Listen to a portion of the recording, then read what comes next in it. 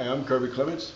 I'm Sandra Clements. One of the critical things that we have as believers is access to God through prayer. Prayer is a tremendous tool because in prayer we petition God, but we hear from God. And Sandra, in prayer, we have prayer meeting here every Friday, but talk to me about prayer. Well, prayer, as Bishop said, is our personal access to God, and it's not regimented to a few people, but the whole church is called to pray.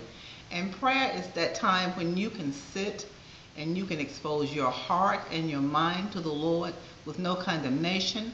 You can sit and you can listen and hear what the Lord has to say back to you. Prayer is when you make intercession for those who may not know how to pray for themselves. Prayer is when you really give out of yourself to others, and when you give out of yourself to the Spirit of God. Prayer is communion with God, daily, moment by moment communion with God, knowing that as you speak to God, He hears you.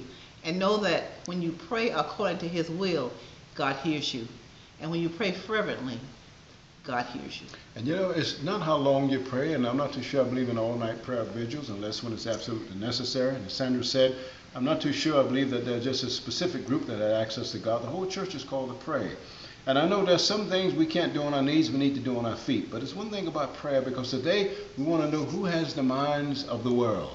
I do believe that God will give us some insight and wisdom through prayer, and by the power of the Spirit and through the intelligence of the Word, that we can understand how to meet and address some critical questions. We need to give answers. We need to give answers to critical questions. That's what leaders are about, answering critical questions at critical times. So prayer is an access to God, and God will speak to us. So this is Kirby Clements. This is Sandra Clements, listening for God.